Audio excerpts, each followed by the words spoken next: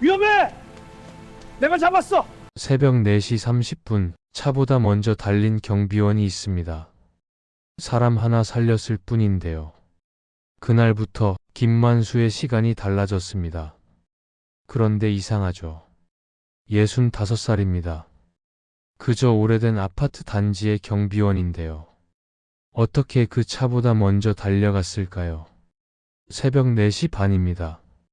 수도권 외곽 오래된 아파트 단지.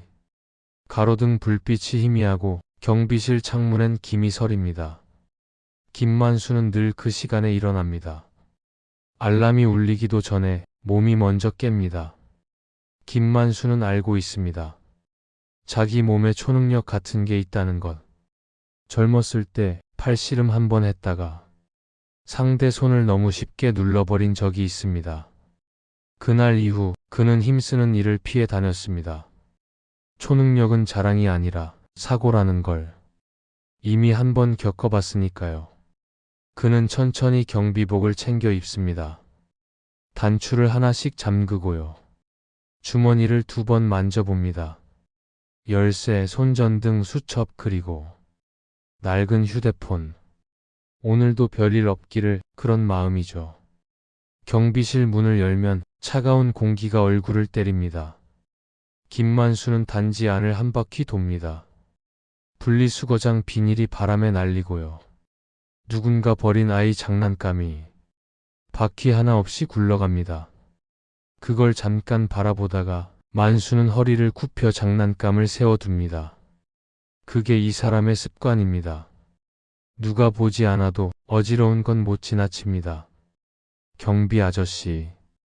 출근하는 남자가 인사를 툭 던지고 지나가죠. 눈도 마주치지 않습니다. 김만수는 고개를 숙여 인사합니다. 예. 조심히 다녀오세요. 대답은 돌아오지 않습니다. 그런 날이 많습니다. 그래도 그는 인사를 빼먹지 않습니다.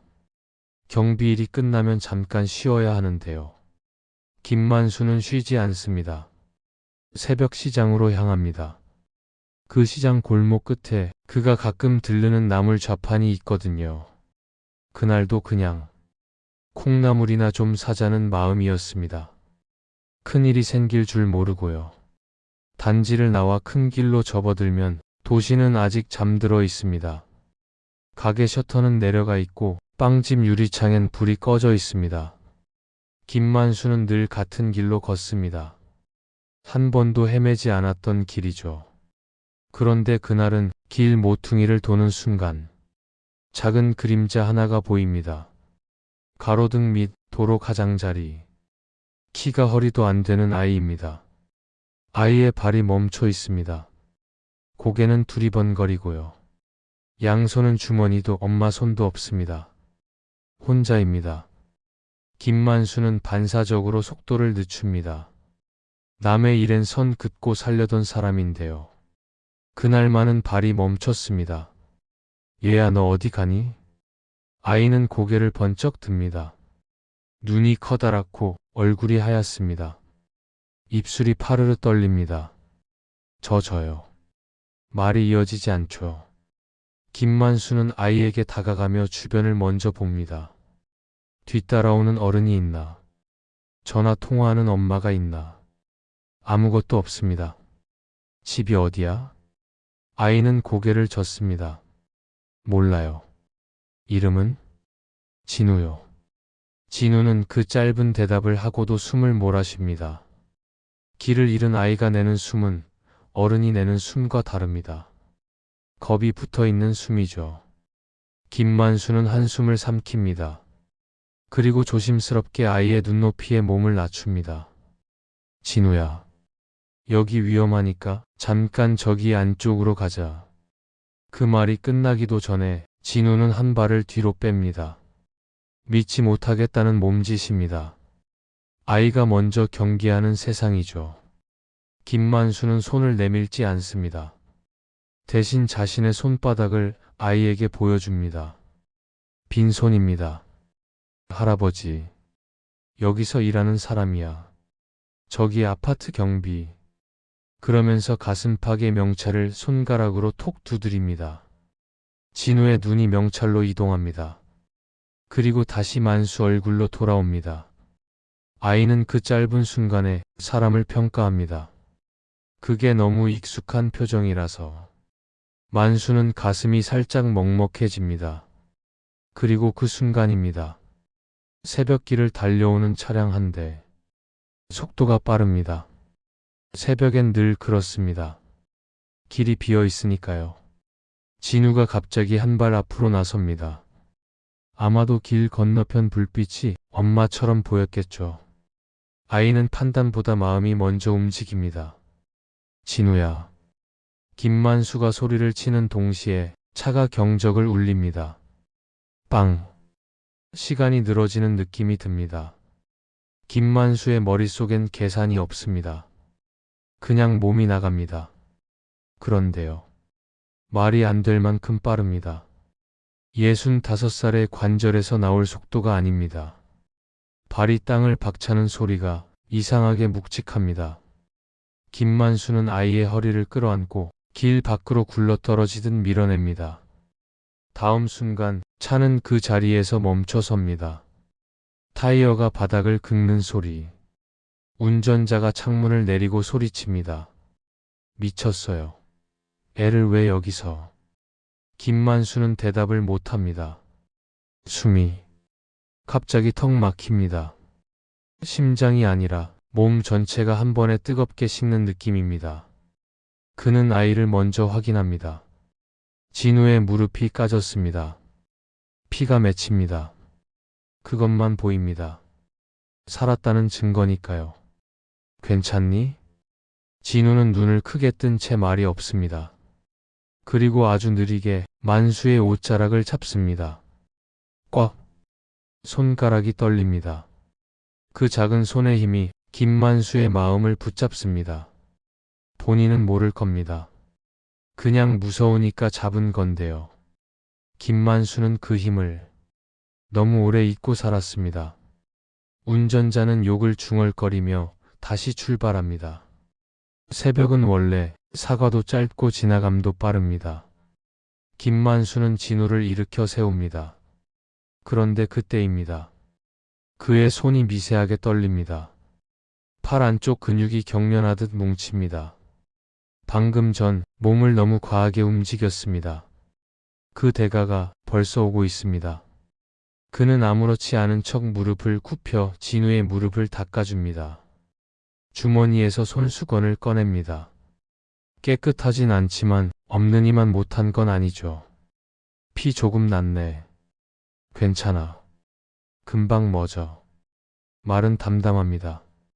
그런데 목 끝이 잠깐 떨립니다. 진우가 조심스럽게 묻습니다. 할아버지, 저 집. 김만수는 아이의 얼굴을 봅니다. 길을 모른다고 했죠. 이 시간에 혼자 나왔고요. 아무도 찾으러 오지 않았고요. 김만수는 그제야 깨닫습니다. 이건 단순히 길 잃은 애가 아닐 수도 있다는 걸요. 그는 한 번 더 주변을 둘러봅니다. 그리고 짧게 결심합니다. 이 사람 결심은 항상 조용합니다. 티를 안 냅니다. 하지만 한 번 마음이 가면 되돌리기 어렵습니다. 진우야, 우리 잠깐 경비실로 가자. 진우는 망설이다가 고개를 아주 작게 끄덕입니다. 두 사람이 나란히 걷기 시작합니다. 진우는 여전히 옷자락을 놓지 않습니다. 김만수는 그 손을 떼라고 하지 않습니다. 대신 속도를 아이에 맞춥니다. 한 걸음, 한 걸음. 새벽의 온도가 조금 덜 차갑게 느껴집니다. 작은 방 안에 불이 켜지면 세상에서 가장 안전한 곳처럼 보입니다. 따뜻한 건 아니고요. 다만 비바람은 피할 수 있는 곳. 그런 곳입니다. 김만수는 전기포트에 물을 올립니다. 컵라면 하나를 꺼내다가 멈춥니다.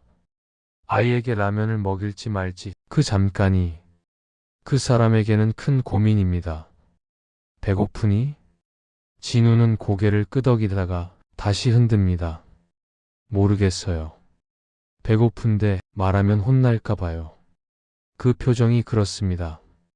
김만수는 라면 대신 서랍에서 오래된 과자를 꺼냅니다. 이거 경비실에 있는 거야. 조금 먹어. 진우는 한참을 바라보다가 두 손으로 조심히 받습니다. 받는 자세가 너무 공손해서 더 마음이 쓰입니다. 김만수는 낡은 휴대폰을 만지작거립니다. 어디에 전화해야 할지 몰라서가 아닙니다. 전화 한 통이 이 아이의 삶을 어디로 데려갈지 알기 때문입니다. 그는 그날 몰랐습니다. 이 아이의 손이 앞으로 얼마나 오래 자신의 옷자락을 붙잡을지, 그리고 자신이 그 손을 놓지 않으려 얼마나 많은 걸 내어줘야 할지요. 김만수는 결국 번호를 누릅니다. 어딘가로 연결되는 신호음이 울립니다. 진우는 과자를 쥔 손을 꼭 쥡니다. 그때 경비실 밖에서 누군가의 다급한 발소리가 들립니다. 그리고 문이 거칠게 두드려집니다. 혹시 우리 애 못 봤어요? 그날 새벽 김만수는 한 번 더 생각했습니다. 그냥 돌려보내면 된다고요. 그런데요. 문 하나를 열었을 뿐인데 아이 인생이 넘어와 버렸습니다. 혹시 우리 애 못 봤어요? 문 밖 여자의 목소리가 갈라집니다. 새벽 공기보다 더 차가운 사람의 초조함이 섞인 소리죠.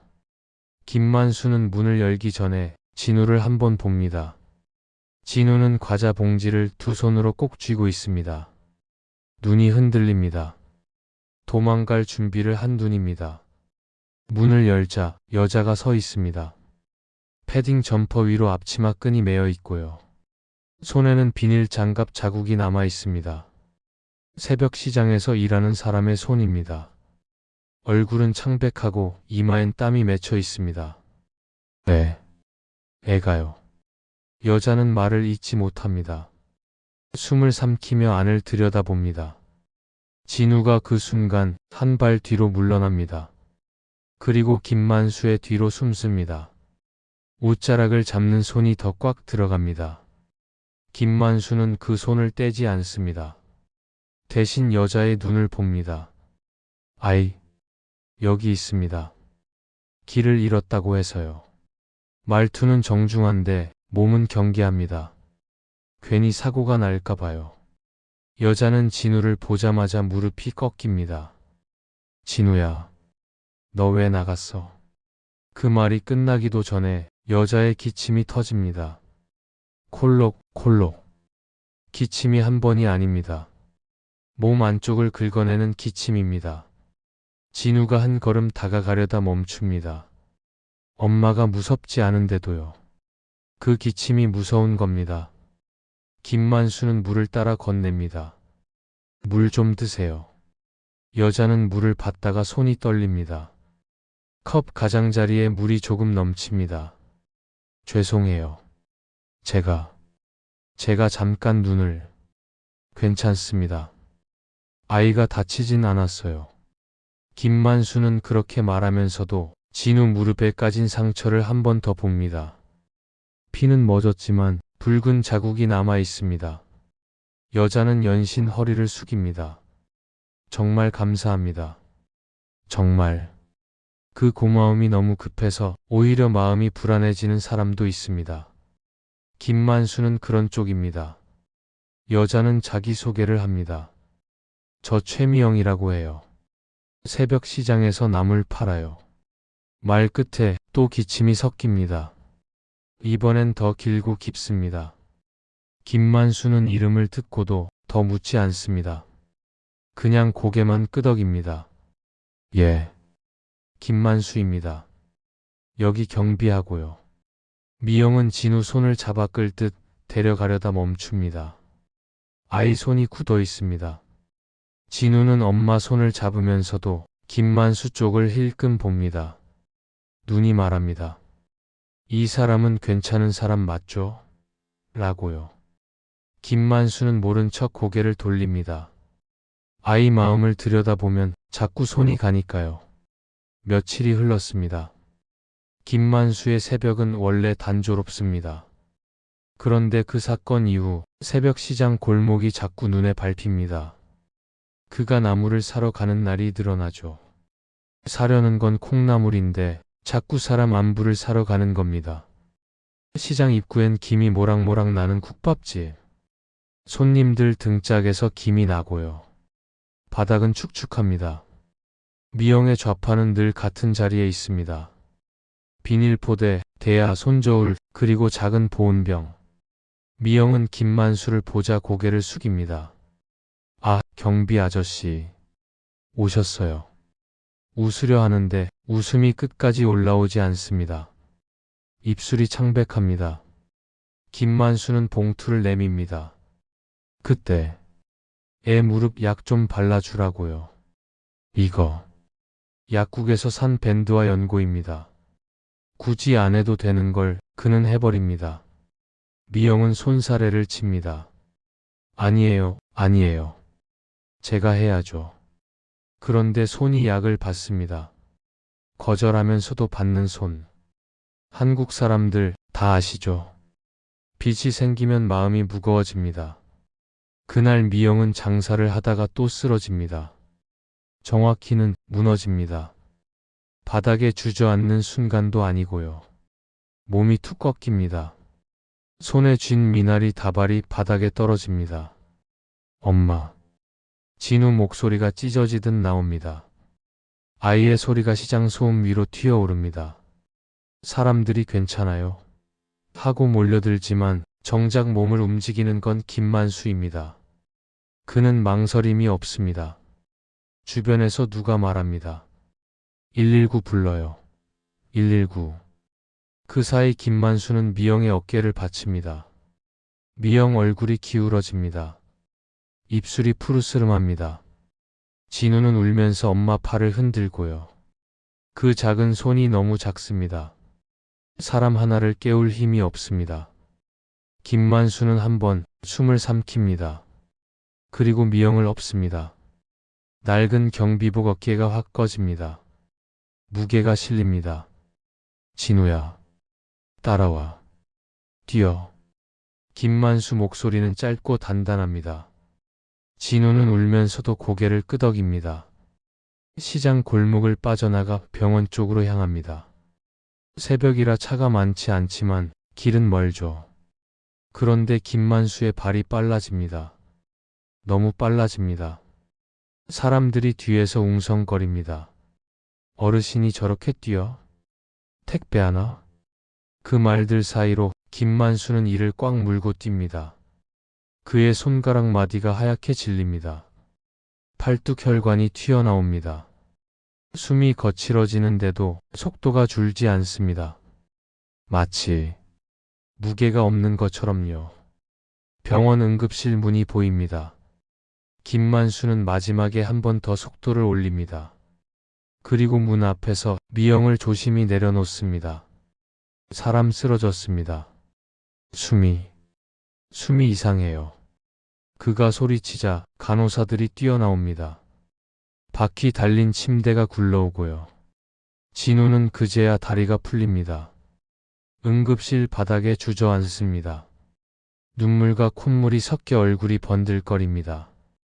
김만수는 진우 옆에 앉지 않습니다. 대신 벽에 기대 섭니다.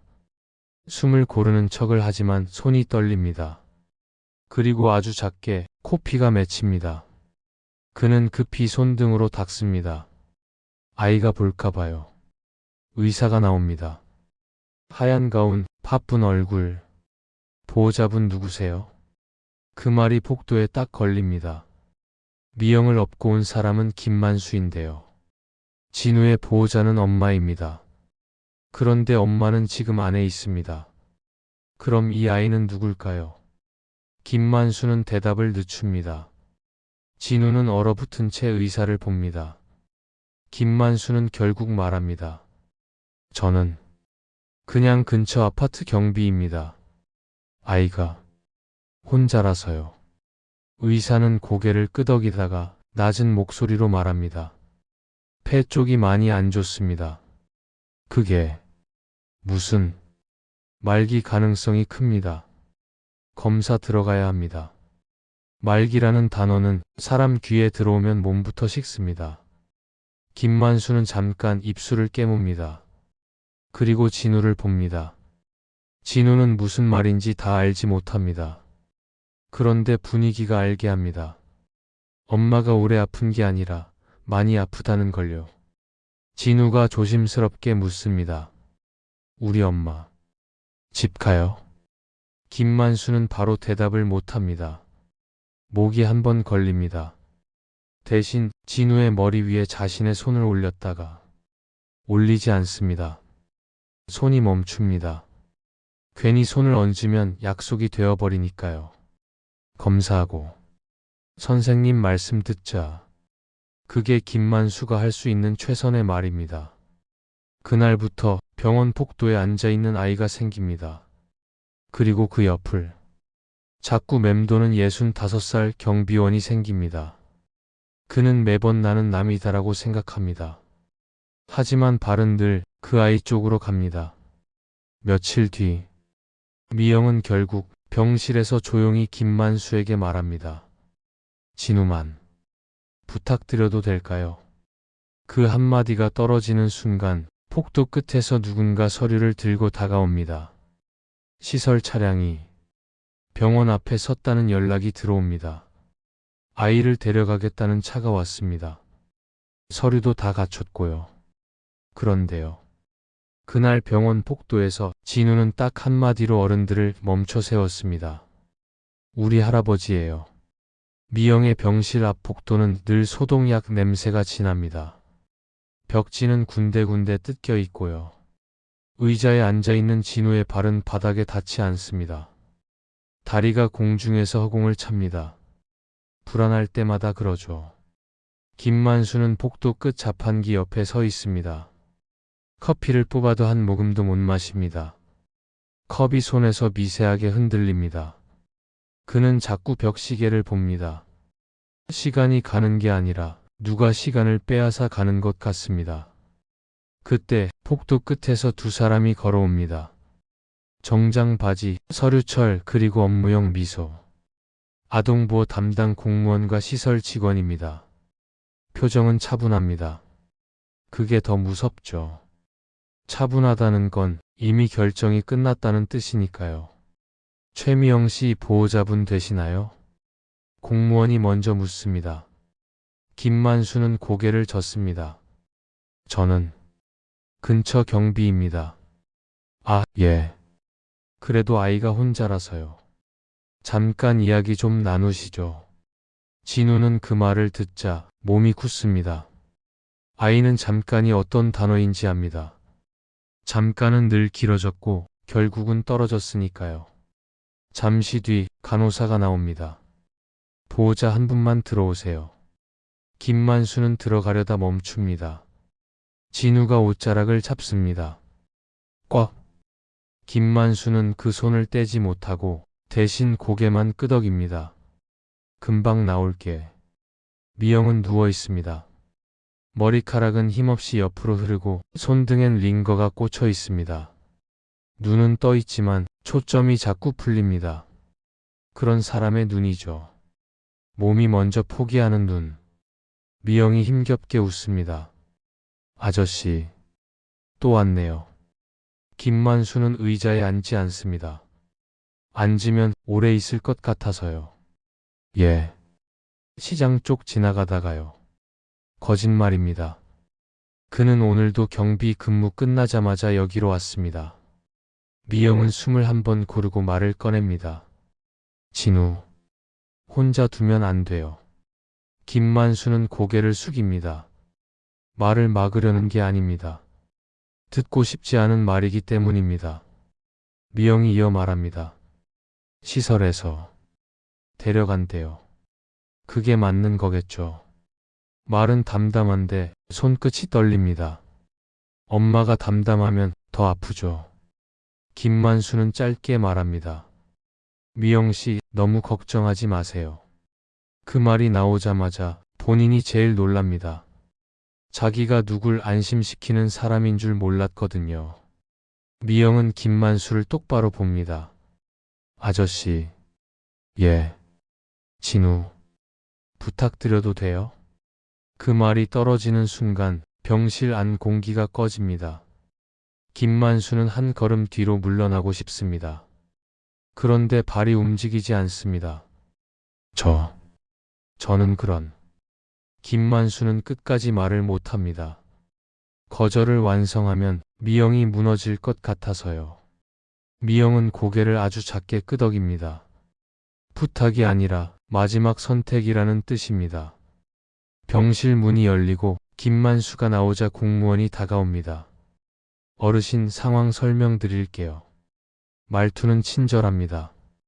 하지만 종이 위 글씨는 친절하지 않습니다. 보호자 부재 상태라 시설 임시 보호 들어갑니다. 오늘 차량 대기 중이고요. 김만수는 멍하니 서류를 봅니다. 임시라는 글자가 눈에 걸립니다. 임시는 늘 영원히 되기도 합니다. 그때 진우가 다가옵니다. 아이 눈이 붉습니다. 아이는 어른들 말이 어려워도 분위기만으로 압니다. 자기 짐이 정리되고 있다는 걸요. 시설 직원이 무릎을 굽혀 진우에게 말합니다. 진우야, 우리랑 잠깐 가자. 거기 가면 친구도 있고. 진우는 한 발 뒤로 갑니다. 그러다 김만수 옆에 붙습니다. 그리고 그 순간 옷자락을 잡던 손이 김만수의 손목을 잡습니다. 더 직접적입니다. 더 절박합니다. 김만수는 진우를 보지 못합니다. 보면 무너질 것 같아서요. 그는 입술만 씹습니다. 어르신, 아이랑 관계가 있으신가요? 공무원이 묻습니다. 김만수는 고개를 젓습니다. 그게 사실이니까요. 그럼 절차상. 그 말이 끝나기 전에 진우가 소리칩니다. 우리 할아버지예요. 복도가 조용해집니다. 기계 소리만 들립니다. 사람들이 한 번씩 고개를 돌립니다. 공무원이 당황해 웃음을 억지로 붙입니다. 진우야, 그건. 진우는 울면서도 한 발도 안 물러납니다. 할아버지예요. 우리 집이에요. 아이의 논리는 간단합니다. 잡고 있는 사람이 내 편이면 그게 가족입니다. 김만수의 숨이 한 번 꺾입니다. 그는 진우의 손목을 조심히 잡아 손을 풀어주려 합니다. 그런데 손이 풀리지 않습니다. 아이 손이 아니라 자기 마음이 풀리지 않는 겁니다. 김만수는 공무원을 봅니다. 그리고 말합니다. 제가 키우겠습니다. 목소리는 작습니다. 그런데 복도에 박힙니다. 되돌릴 수 없는 소리입니다. 공무원이 바로 묻습니다. 법적으로 보호자 되시려면 절차가 있습니다. 소득, 주거, 건강. 시설 직원도 덧붙입니다. 어르신 연세도 있으시고요. 아이 미래를 생각하면. 김만수는 고개를 숙입니다. 그 말들이 틀리지 않습니다. 틀리지 않아서 더 아픕니다. 진우는 김만수 뒤에 붙어서 훌쩍입니다. 할아버지, 나 버리지 마요. 그 말이 아주 작게 나옵니다. 하지만 김만수 귀엔 크게 들어옵니다. 김만수는 조용히 진우에게 말합니다. 버리는 거 아니야. 그 한 문장이 끝입니다. 더 길게 말하면 약속이 되어버리니까요. 그날부터 경비실은 달라집니다. 컵라면 냄새 대신 미지근한 보리차 냄새가 납니다. 벽 한쪽엔 작은 가방이 걸리고요. 아이 운동화가 문 옆에 가지런히 놓입니다. 그런데 현실은 바로 밀려옵니다. 동 대표가 경비실 문을 열고 들어옵니다. 김경비, 이게 뭐야? 김만수는 벌떡 일어섭니다. 예? 애가 왜 여기 있어? 민원 들어오면 어쩌려고 그래? 목소리는 낮지만 단단합니다. 규정의 목소리죠. 김만수는 짧게 말합니다. 잠깐입니다. 동 대표는 코웃음을 칩니다. 잠깐이 제일 길어. 알지? 그리고 CCTV를 가리킵니다. 일은 제대로 해. 사고 나면 당신 책임이야. 김만수는 예만 합니다. 대꾸가 길어지면 더 큰 싸움이 됩니다. 그는 싸움을 못합니다. 대신 몸으로 버팁니다. 며칠 뒤 김만수는 새벽 일을 하나 더 시작합니다. 택배 상하차. 남들이 피하는 일입니다. 허리가 먼저 무너지는 일이고요. 그는 장갑을 끼고 컨베이어 벨트 앞에 섭니다. 박스가 쏟아집니다. 빨리빨리. 젊은 반장이 소리치고요. 김만수는 말없이 박스를 옮깁니다. 무거운 박스가 한 번에 2개, 3개. 그가 잠깐 멈칫합니다. 허리가 툭 하고 꺾일 것 같죠. 그때입니다. 누군가 떨어뜨린 박스가 굴러와 사람 발을 치려 합니다. 순간 김만수의 손이 나갑니다. 박스를 딱 잡습니다. 무게가 멈춥니다. 너무 쉽게 멈춥니다. 주변 사람들이 잠깐 멈춰봅니다. 어르신, 힘 좋네? 누군가 웃으며 말하지만 김만수 얼굴은 굳습니다. 자기 손을 봅니다. 손등 혈관이 솟아있고 손끝이 하얗습니다. 그는 그 자리에서 숨을 한 번 들이켭니다. 그리고 코끝이 뜨겁습니다. 피가 흐릅니다. 김만수는 재빨리 손등으로 닦고 고개를 숙입니다. 아무 일도 아니라는 듯. 하지만 몸은 압니다. 조금 전 분명히 그 힘을 썼다는 걸요. 그리고 그 대가가 바로 온다는 걸요. 그날 밤 경비실. 진우는 도시락통을 끌어안고 잠듭니다. 김만수는 아이가 잠든 얼굴을 한참 봅니다. 그리고 혼자 화장실로 들어가 문을 잠깁니다. 거울 앞에서 손등을 씻는데 피가 물에 풀립니다. 코피가 아니라 잇몸에서도 피가 납니다. 김만수는 입을 한번 헹구고 아무렇지 않은 얼굴로 문을 엽니다. 그런데 문 앞에 진우가 서 있습니다. 아이 손에 작은 손수건이 들려 있습니다. 진우가 묻습니다. 할아버지, 아파요. 김만수는 대답 대신 웃으려 합니다. 그 웃음이 반쯤 걸린 순간 경비실 전화가 울립니다. 김경비, 큰일 났어. 12동에서 사고야. 경비실 전화벨. 급박한 목소리. 김경비, 12동이야. 엘리베이터 앞에서 사람 쓰러졌어. 전화 너머로 소란이 들립니다. 아이 울음, 누군가의 고함, 엘리베이터 경고음. 김만수는 수화기를 내려놓자마자 모자를 집어듭니다. 문을 열다 멈칫합니다. 진우가 문 앞에 서 있습니다. 손수건을 들고요. 눈이 크게 떠져 있습니다. 할아버지 어디 가요? 김만수는 짧게 말합니다. 잠깐 일. 나도. 안 됩니다. 말을 끊습니다. 안 된다는 말이 이렇게 단호한 날은 드뭅니다. 12동 쪽으로 뛰어가면 현관 앞이 이미 사람들로 막혀 있습니다. 한 아주머니가 바닥에 쓰러져 있고요. 얼굴이 잿빛입니다. 옆엔 장바구니가 엎어져 귤이 굴러다닙니다. 누군가는 물을 가져오고 누군가는 휴대폰을 들고 119를 부릅니다. 그 사이 사람들은 발만 동동 구릅니다. 심장약이 있어요. 아니, 몰라요. 소리가 겹쳐서 더 불안합니다. 김만수는 사람들 사이를 비집고 들어갑니다. 무릎을 꿇고 쓰러진 아주머니의 목을 만져봅니다. 맥이 약합니다. 숨이 얕습니다. 엘리베이터 열어주세요.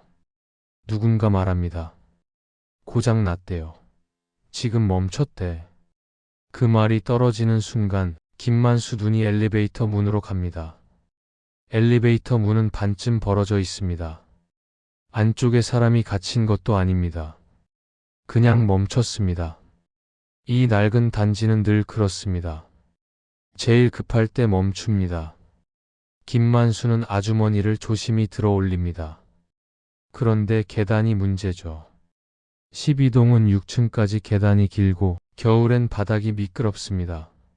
사람 한 명이 엎혀 올라가면 허리가 먼저 나갑니다.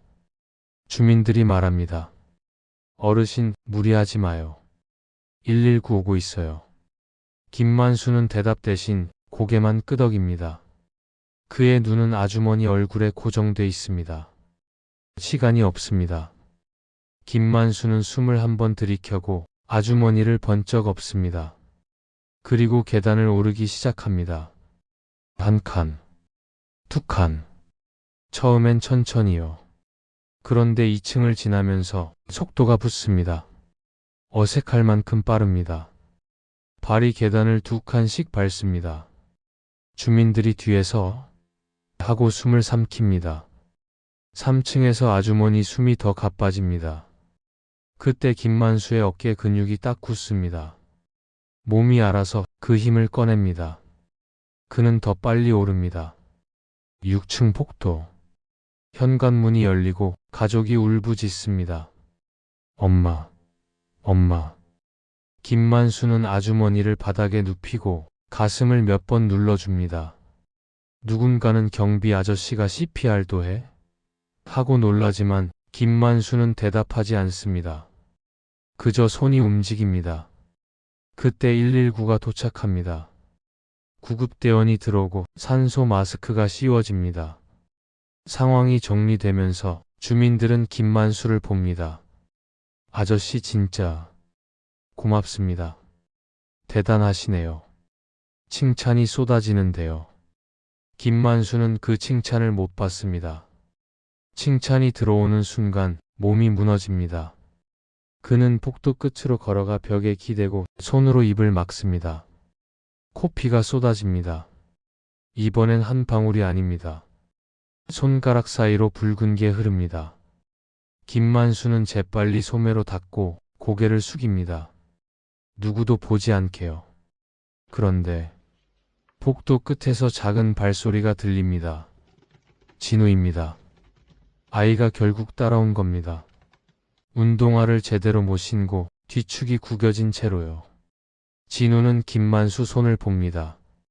붉은 얼룩. 아이 눈이 흔들립니다. 할아버지, 또 피나요? 김만수는 손을 뒤로 숨깁니다. 넘어져서 그렇단다. 거짓말이 짧습니다. 짧을수록 덜 들키니까요.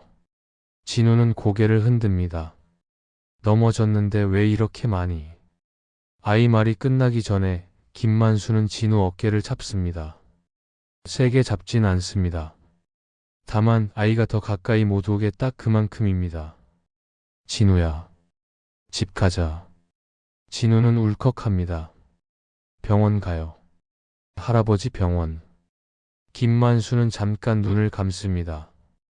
그리고 아주 작게 말합니다. 병원비 비쌉니다. 그 말이 나온 순간 진우 표정이 멈춥니다. 아이는 돈이 뭔지 정확히 몰라도 그 말이 끝인 걸 압니다. 그날 저녁 진우는 학교에 갔다가 집에 오는 길에 빵집 앞에서 멈춥니다. 유리창 안에 단팥빵이 쌓여 있습니다. 그런데 진우는 들어가지 못합니다. 호주머니엔 동전이 없습니다. 빵집 안에서 정희가 봅니다. 아이 얼굴이 늘 그늘져 있던 그 아이입니다. 정희는 문을 열고 나옵니다. 진우야, 왜 거기 서 있어? 진우는 고개를 숙입니다. 그냥요. 정희는 아이 손을 봅니다. 손이 마르고 손톱 밑이 까맣습니다. 집안일을 도왔다는 손이죠. 정희는 빵 봉투를 하나 쥐어줍니다. 이거 오늘 남은 거야. 가져가. 진우는 반사적으로 물러납니다. 돈 없어요. 정희는 웃으며 말합니다. 알아.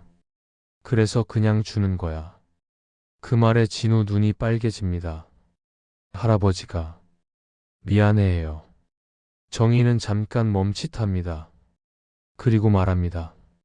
그럼 할아버지한테는 내가 외상 준 걸로 해. 알겠지? 아이를 살리는 말이죠. 받는 사람 마음까지 살리는.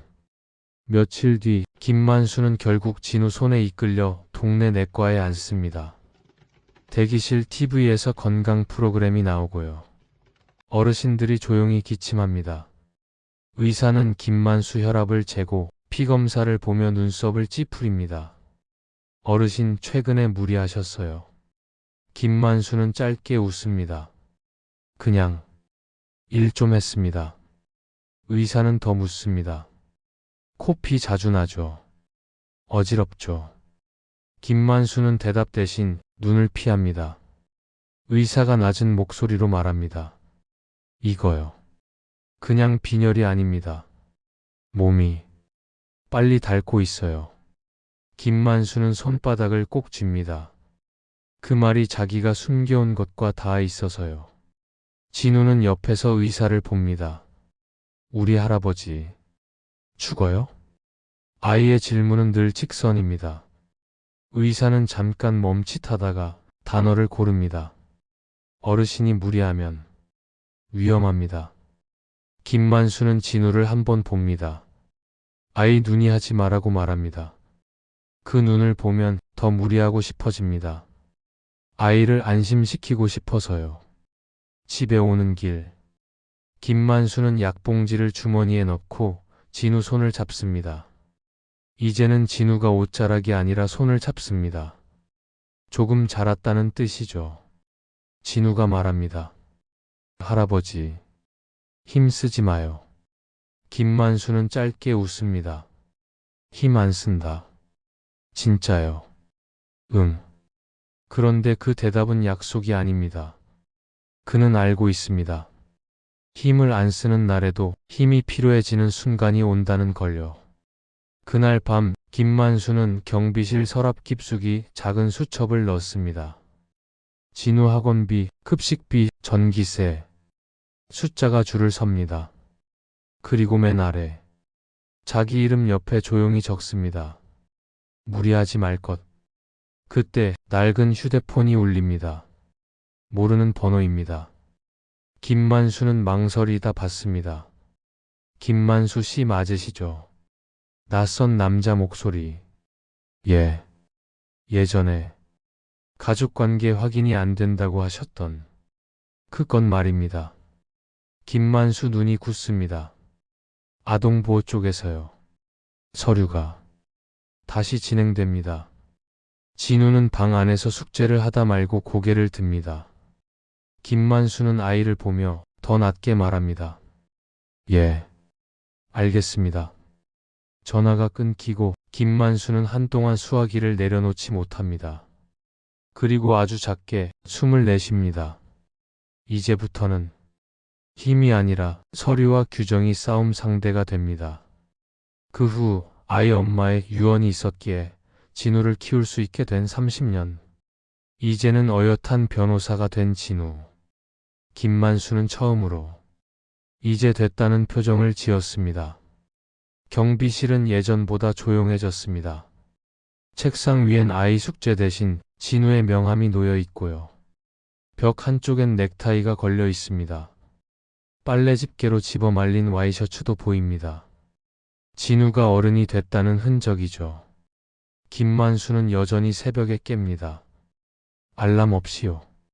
하지만 이제는 문을 열 때마다 숨이 한 번 걸립니다. 계단을 내려갈 때 무릎이 욱신하고 손등의 혈관은 예전보다 더 도드라집니다. 그는 그걸 오래 들여다보지 않습니다. 들여다보면 마음이 흔들리니까요. 그날 저녁 진우가 들어옵니다.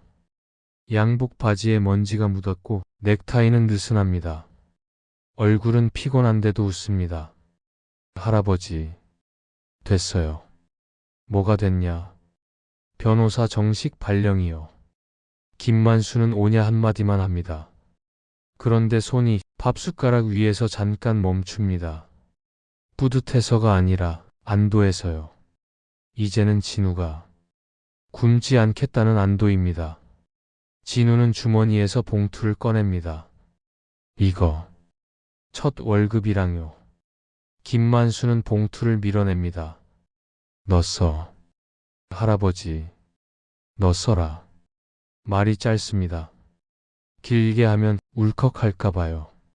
진우가 결국 봉투를 테이블 위에 놓습니다. 그리고 웃으며 말합니다. 그럼 빵집 이모한테 빵 좀 사드리고 올게요. 김만수는 고개를 끄덕입니다. 그게 이 집의 대화 방식입니다. 직접 고맙다는 말은 서로 잘 못합니다. 진우가 잠들고 김만수는 혼자 부엌에 앉습니다. 물컵에 약을 털어넣고 삼킵니다.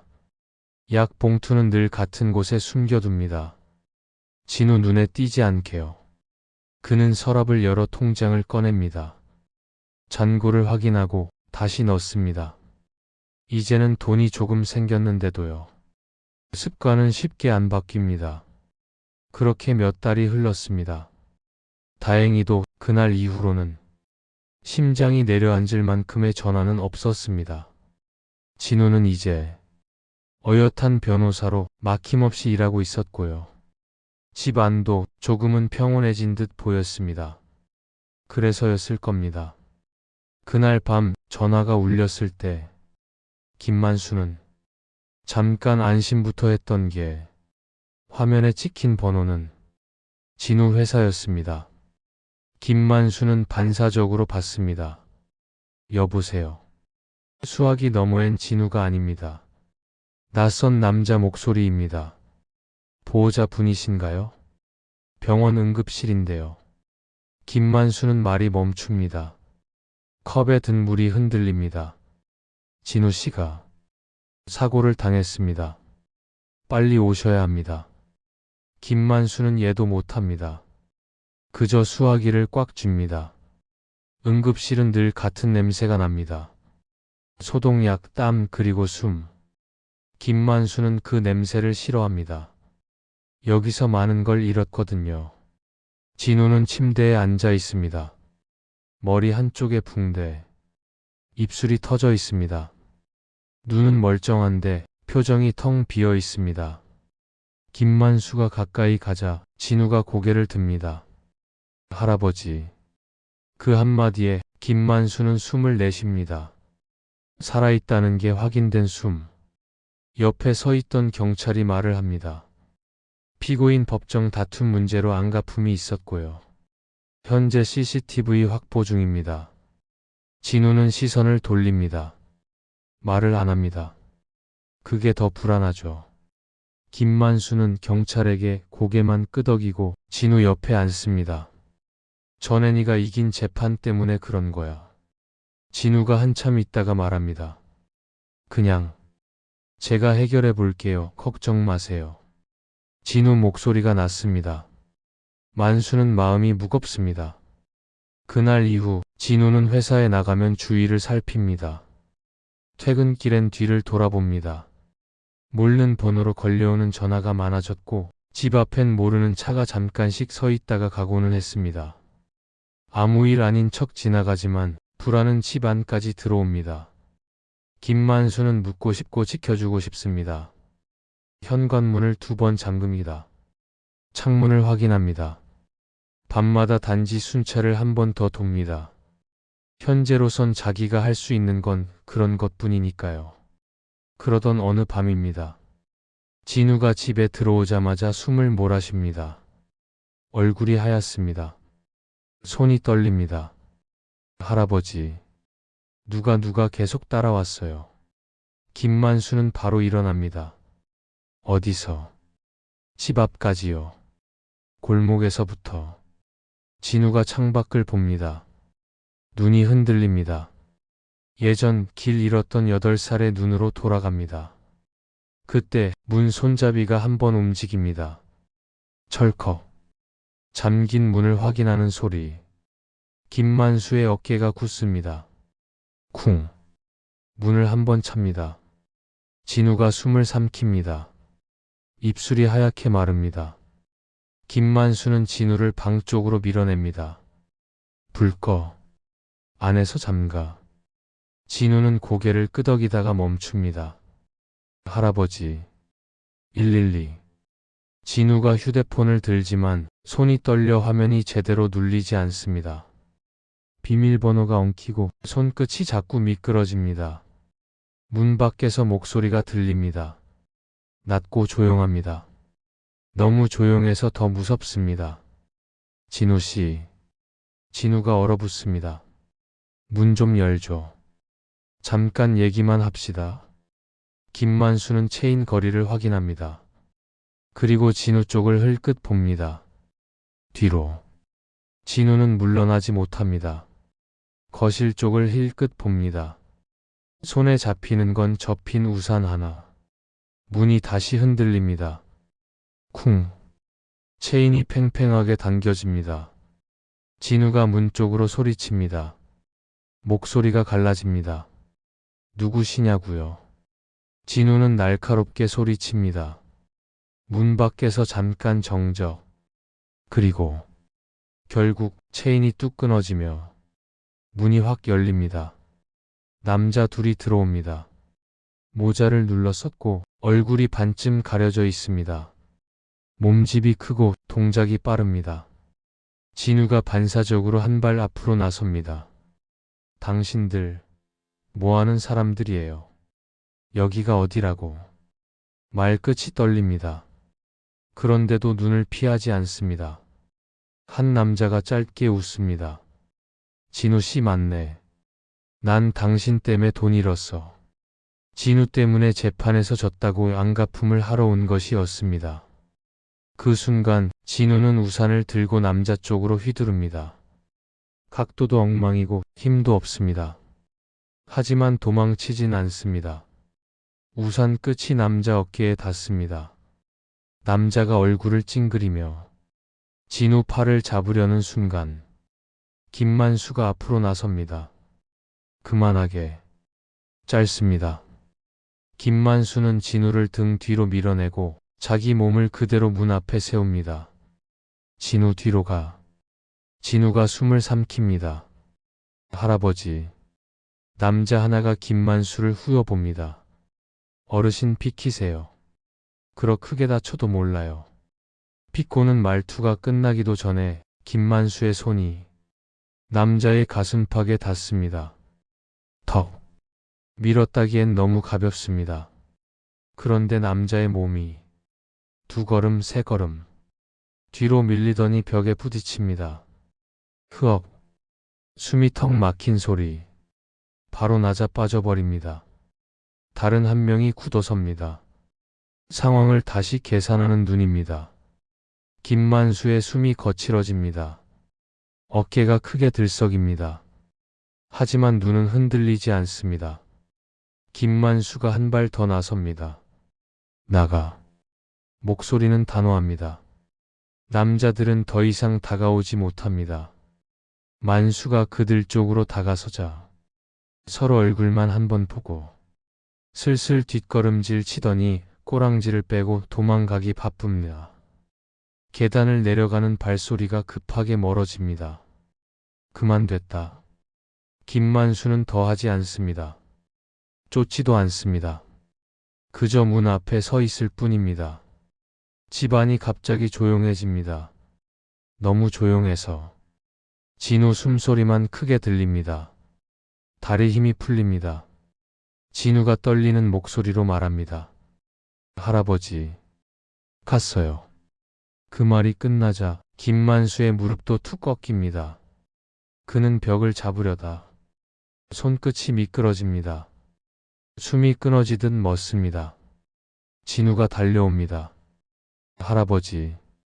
김만수는 손을 들어 진우를 막습니다. 가까이 오지 말라는 손짓. 입술 사이로 붉은 게 번집니다. 이번엔 코피가 아닙니다. 진우가 울먹입니다. 할아버지, 할아버지. 아이처럼 연신 할아버지를 부릅니다. 김만수는 힘겹게 웃어 보입니다. 끝까지 안심시켜 보려고 하지만 이내 힘이 빠집니다. 울고 있는 진우를 봅니다. 그리고 손을 뻗어 진우의 뺨을 아주 살짝 만집니다. 손끝이 차갑습니다. 진우야. 진우 눈물이 떨어집니다. 김만수는 마지막으로 말합니다. 다 컸네, 이제 됐다. 밖에서 사이렌 소리가 들립니다. 점점 가까워집니다. 하지만 김만수는 마지막 초능력을 다 썼고 더 이상 기력이 없습니다. 세상과의 소리가 점점 멀어집니다. 몸이 조용히 기울어집니다. 장례식장은 크지 않습니다. 조문객도 많지 않습니다. 빵집 정희가 봉투를 들고 와서 국화 앞에 잠깐 서 있습니다. 동대표도 와서 모자를 벗습니다. 말은 안 합니다. 그저 고개만 숙입니다. 이 동네 사람들 그런 식으로 미안함을 보이죠. 진우는 검은 정장을 입고 앉아 있습니다. 눈이 붉지만 울지 않습니다. 울면 무너질 것 같아서요. 진우는 조용히 상주 명패를 만집니다. 김만수. 이름 썩 자가 이렇게 무거운 줄 이제 압니다. 진우는 집을 정리합니다. 서랍에서 낡은 수첩이 나옵니다. 학원비, 급식비, 전기세. 그리고 한 줄이 더 있습니다. 진우 첫 월급 받는 날까지. 그 아래는 비어 있습니다. 거기까지였던 겁니다. 진우는 경비복을 접습니다. 주머니에서 작은 손수건이 나옵니다. 피 얼룩이 옅게 남아 있습니다. 진우는 손수건을 잠깐 쥐었다가 주머니에 넣습니다. 버리지 않습니다. 몇 달 뒤, 진우는 비석 앞에 섭니다. 한동안 말이 없습니다. 바람이 한번 지나가고 풀잎이 가볍게 흔들립니다. 진우가 숨을 고릅니다. 할아버지, 그 놈들 제가 다 잡아 넣었어요. 이제 평생 감방에서 못 나와요.